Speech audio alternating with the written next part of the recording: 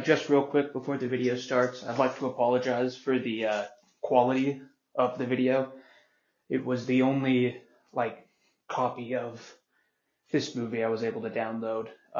So yeah. As the investigation at the scene continues. The credits of Toby Hooper's The Texas Chainsaw Massacre play over a series of disturbing abstract images. This pulsing black and red mass is set to haunting industrial noises and an onslaught of nihilistic, violent news reports of disease, death, and seemingly unmotivated murder. It's terrifying and sad, but not removed from reality. It sets an apocalyptic tone, like the world of the film is on the brink of destruction. Hooper doubles down on this idea as the first shot after the credits is of a dead armadillo, an animal known for its resilience. The looming dread of the credits follows our protagonists through the beginning of the film. A brief encounter with a drunken doomsday preacher, a disturbing conversation about slaughterhouse workings with a disturbed hitchhiker, and a bad horoscope is all the foreshadowing an audience needs to understand the nightmare awaiting these teens. Traditional horror films, especially those in the slasher genre, tend to start the film with a violent murder, trying to immediately shock and disgust the audience with sensationalized violence. The Texas Chainsaw Massacre avoids this cliché. It meanders through its narrative. The teens get barbecue at a gas station, they visit the home they grew up in, and search for a nearby swimming hole. The film lingers on shots, allowing us to appreciate the beautiful cinematography. Of course, the sense of dread never really leaves. The gas station is out of gas, the family home is worn and abandoned, and the swimming hole has dried up. We walk through the whole house, but the only thing that draws our attention is a nest of spiders. It becomes clear that there is something dark lurking within this slice of rural America.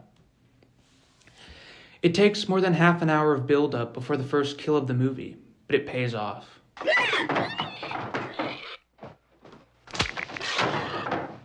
The violence is played for realism. There is no audio sting or dramatic shot of blood spraying on a wall to distract us from the horror of the situation. It's not sensational, it's just gross and disturbing.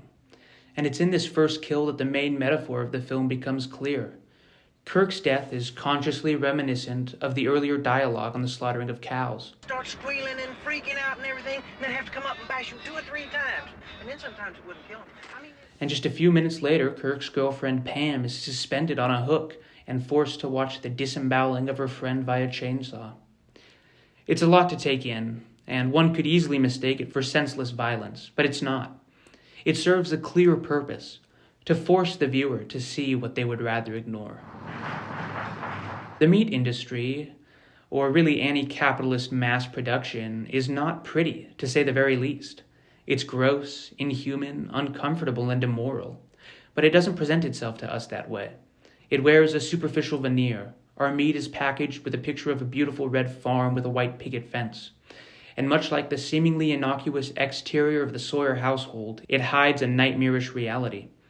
We play along with these lies, mindlessly consuming products without thought of where they came from. It's easier that way. We don't want to grapple with the horror of the slaughterhouse, so we pretend it doesn't exist. It's like Franklin says in the film, while discussing the nature of head cheese. You'd probably like it if you didn't know what was in it. It's this hypocrisy that Hooper makes us aware of by showing us the true nature of violence that we would rather ignore. It doesn't take long before Sally's the lone heroine of the film. After a seemingly unending chase sequence, she is trapped at the dinner table with the Sawyers.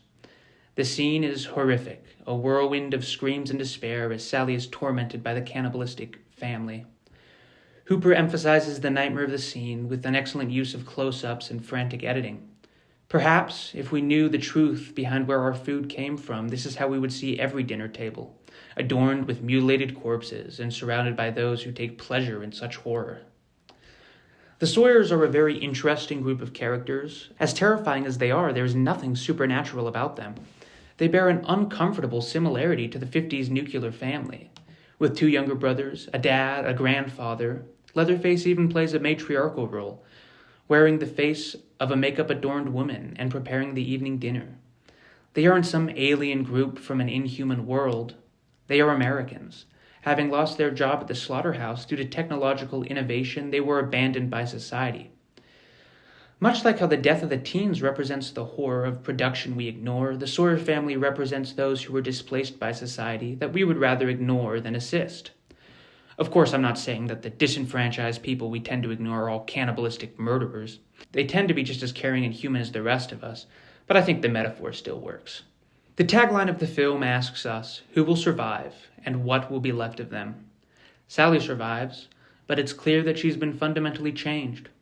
She will be forever haunted by her experience. The film gives us no sense of relief. She is covered in blood, laughing cathartically as Leatherface dances in the rising sun. It's a new day in America, and the Sawyers are still out there, somewhere in the bowels of rural America waiting. And then the film cuts to black.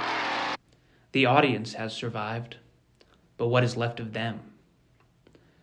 I've been Eggnog. Thanks so much for watching, and I hope to cover a more lighthearted topic next week.